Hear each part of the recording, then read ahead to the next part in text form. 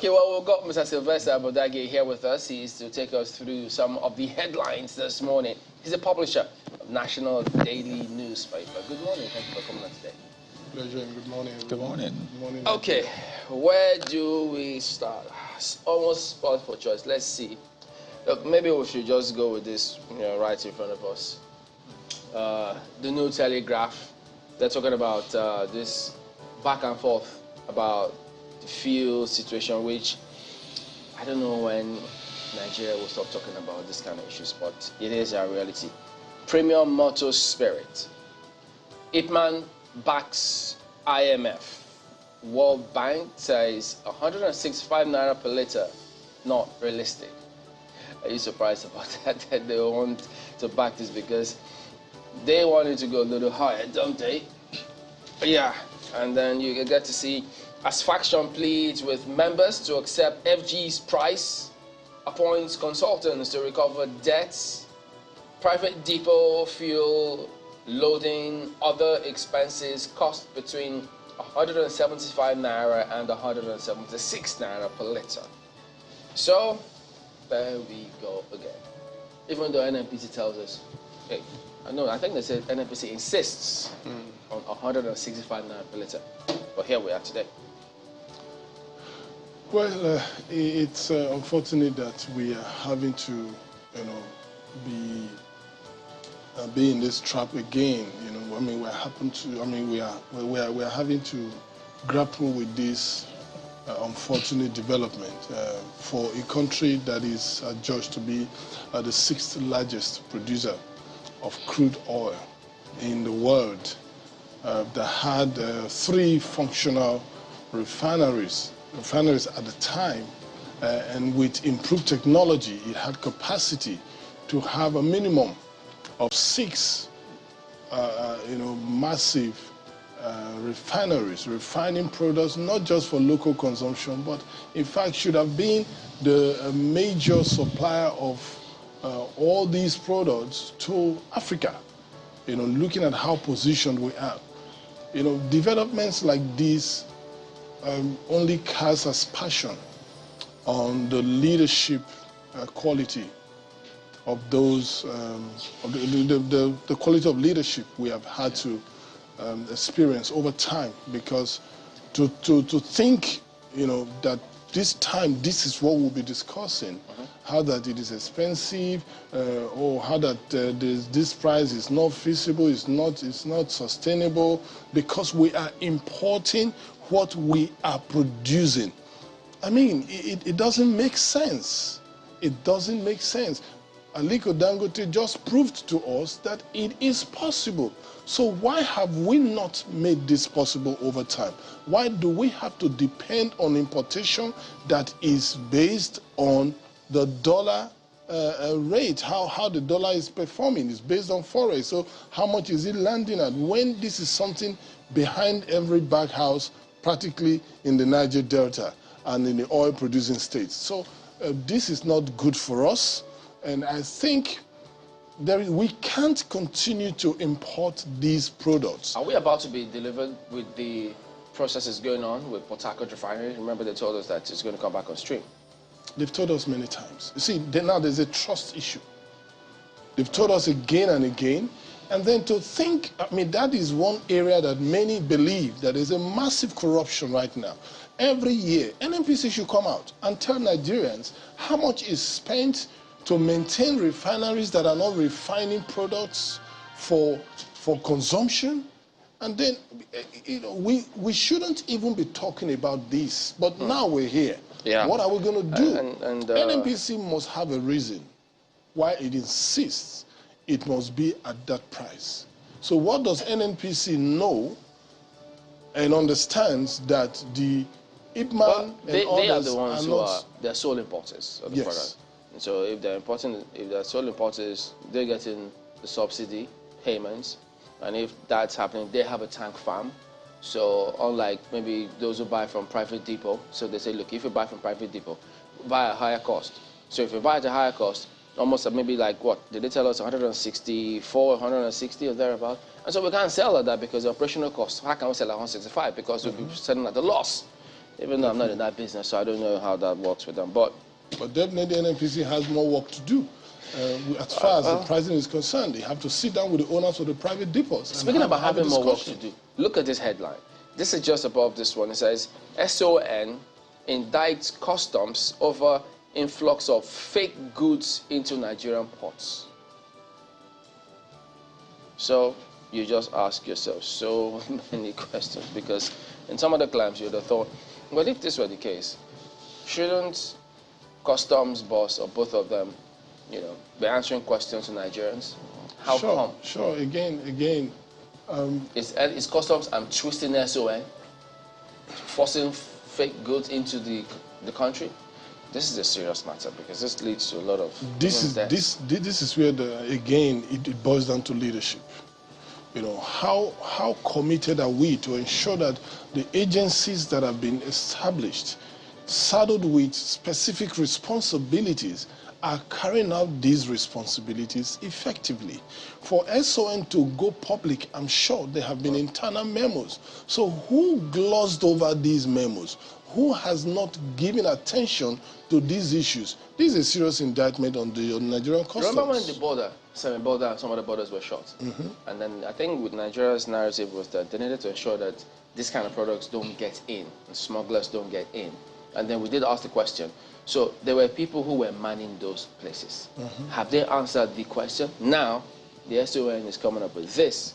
So it means that could that have been a futility, all of that closure? The only reasonable response, the only reasonable development we should see beyond here are heads rolling.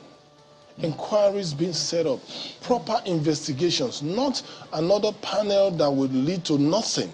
Because when allegations are made like this and then we don't follow them through, we just leave, room for others to continue.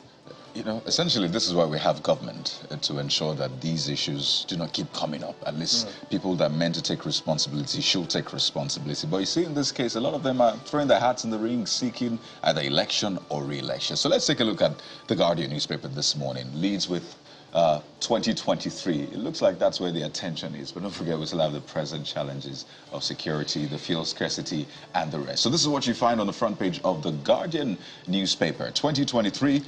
No place for placeholder. Falano, senior lawyers, back INEC. Interesting play of words there. But take a look at the writers. Like presidential candidates, VP nominees can only withdraw from race voluntarily. More writers. Suggestion that a VP candidate can be substituted at will is erroneous. Position elective, not appointive. 2010 Electoral Act, where political parties could substitute candidates, repealed in 2022 amended act. So this placeholder, I want to say palabra, but anyway, this placeholder matter, it looks like a term that has now been introduced in our political context. But then you see this one, no place for placeholder. Do you think this is maybe impunity or rascality taken too far in politics? It is everything and more. Everything you just described and much more. It just shows the unpreparedness of our political parties. It just shows that it is all about the election for them.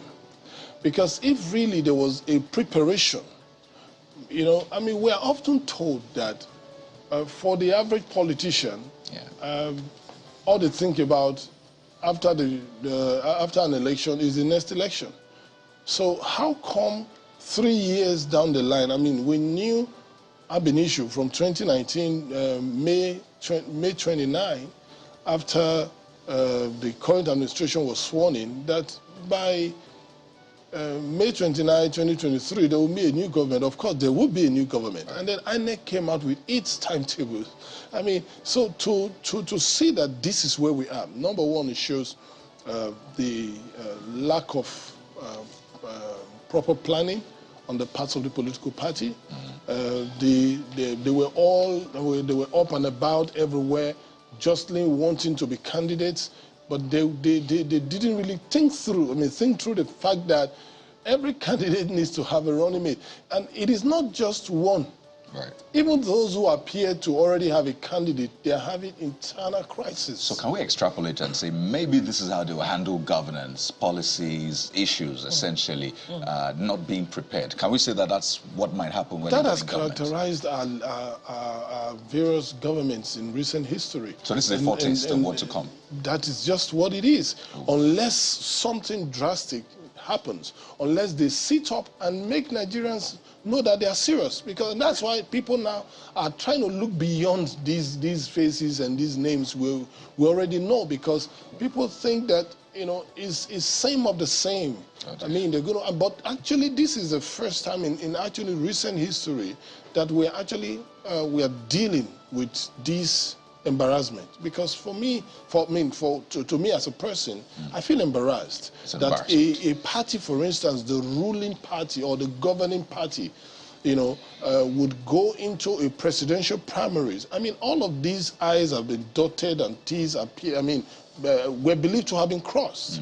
And then to get to this point, we're talking about placeholders. We tell a country of 200 million people, you're holding place? Well, clearly, so much on that particular one. But hey, INEC's deadline has elapsed. Names have been submitted. So perhaps that's all we hear from that. We'll wait to find out. There's this one also, response to the president. IPOB, a product of a justice. Ohaneze replies Buhari over the comments about prescription the president made in that interview. And right next to that, Moment 6 review of single supplier strategy for petrol is something we've talked about. We also call it PMS. And some are advocating that maybe we should remove the spirit from there. So it's just petrol. It will be like spirit every time, disappearing and appearing as it wants it. That's a Guardian for you. Okay, Kayode, I don't know about spirit, but Mr. Ebhodghe, you talked about being embarrassed, you know, because we're at this unwholesome juncture in our nation's politics. Speaking of embarrassment, you know, some people or some group that may feel embarrassed in recent times, maybe the All Progressives Congress, because of the gale of defections of lawmakers from the party to another party. And that's what the Tribune leads with this morning. The paper we're flipping to is the Nigerian Tribune. And the big story goes thus: defections, panic in APC, Adamu pacifies senators. And you see the picture there, the Senate President welcoming the party chairman, and that's the National Secretary, and some other party officials right behind them. Is this a continuing fallout of the innovation of Section 84(8) that we saw that characterized the All Progressives Congress primaries? Or is it also having to do with, you know, that lack of cordial relationship between lawmakers and their governors, who they say have this chokehold on the party structure at the state level, and as such the lawmakers are unable to express themselves and of course find their way through to getting re-election at the primaries? How are you weighing in on all of this? You know, politics, like they always say, in politics there are no permanent friends or enemies. It's all about interest. Hence the stakeholders, I'm sorry, placeholders. That's all I call it. So, if a politician who seeks an elective office and the nomination of his party feels his interest is no longer protected in that party, like we have seen in Nigeria, unlike in some climes where people identify with parties on the basis of ideology, you know, and so no matter how they are treated in that party, they remain in the party because clearly it aligns with their ideology. But here, people align with political parties on the basis of interest. So more or less what we have are just political associations. And so I'm not surprised to see you know, these lawmakers. You're also going to see governors defect in the coming weeks and months. You know, I can tell you that you're going to see governors also defect, because some of them are feeling that the candidates they submitted, maybe the names of those candidates have not been accepted, are not being forwarded to INEC by their political parties, and all they have to do is to find a way to hurt the party, because it's a way of fighting back. But do you think Nigerians are borrowing a leaf from politicians regarding that principle of interest? Because they seem to always dogmatically align with the political party, whether or not it serves their interest or not. Just, by association, they say, yeah, this is the party I'm in. They get nothing from the party. Yeah, you're not far from the truth, because again, our political education is skewed, as it were, in favor of interest rather than ideology. If you want to ask today, political party A, what does it really represent? What's the ideology? And then you're finding that the man who used to be a governor here is the national chairman here. The man who used to be a Senate president here is now a party chieftain here. And then so and that's why Nigerians are saying today, these are same of the same. And they are now trying to say, hey, we want something completely different from what we are seeing. Maybe these defections would also make the parties sit up. It happened in 2014 when the governing party at the time was the PDP.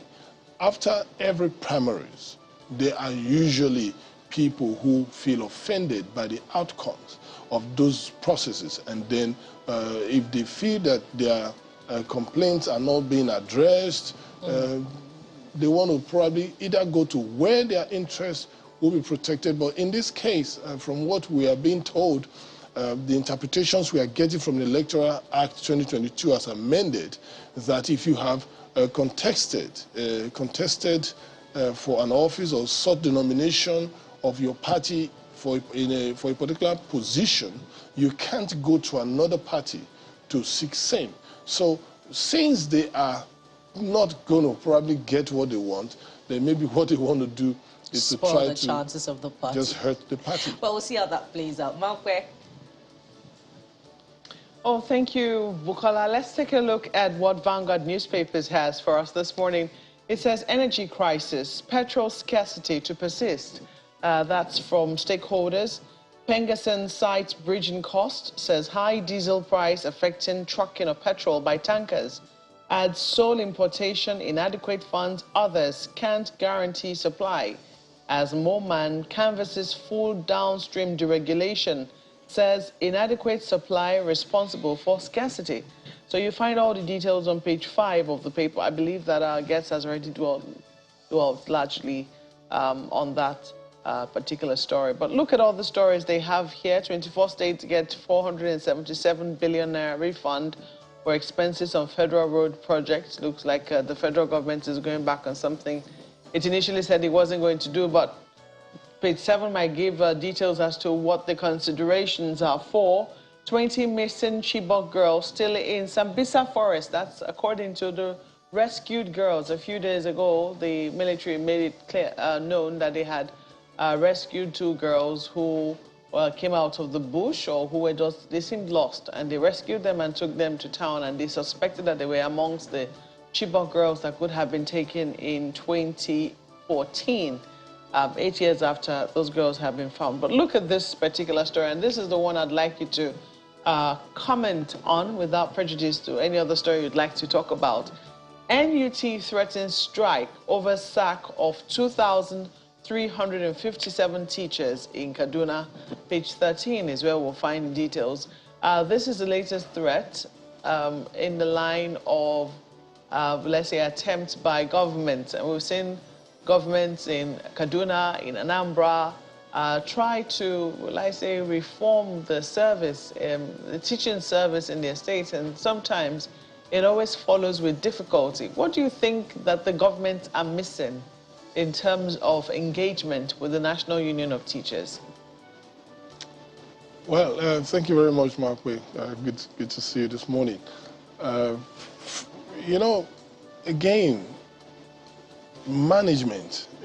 When you have a responsibility as a government, when you're going to make policies, you're going to take decisions that affect the people, you have to think it through. You need to sit down. You need to engage. You need to apply a high level of diplomacy. The parties that are involved, carry them through, bring them in, let them be part of the process, so that they see it through and then nobody's going to have a problem with the outcome. And then look at options. Okay, we're taking them out. What are we going to do with them? What plans do we? These are citizens. So you can't just say we are sacking them. You know what that means? 2,500. You're looking at 2,000, probably 2,500 families, and then think about the members of those families, and then think about those who are related to them, those they patronize, and then this is a society that does not have a social security system, as it were, that, okay, if you are laying these people off, they have something to fall back on. And then, of course, if they feel that the process of laying off these teachers, is probably not transparent enough, it is the duty of that government to sit down with these people and have a discussion, because ultimately it's going to affect what the government wants to achieve. If indeed its plan is to reform the educational system, that is going to be undermined, because at the end of the day, when the NUT decides to go on strike, we know what has been happening with ASU strike for months now. We know some of these kids are taken to criminality. Some of these kids are, losing their grip, losing their flow, and we don't know what it will be like by the time, should they ever come back soon, how they're going to have to try to get back to the system again. So we know what that will do to the system, which we don't want. So the government needs to sit down with them. Well, look at Daily Trust. Who knows if what your reaction on this one will be. Military moves to flush out soldiers with divided loyalty. That's in parentheses there. And then the writer says deployment of unmotivated personnel counterproductive. Directive will further dampen officers' morale, ascribed to war veteran. Move misguided, ill-advised, retired colonel. I just wonder, some questions that already jump to mind is, look, how does the military determine those with quote-unquote undivided loyalty? And how did they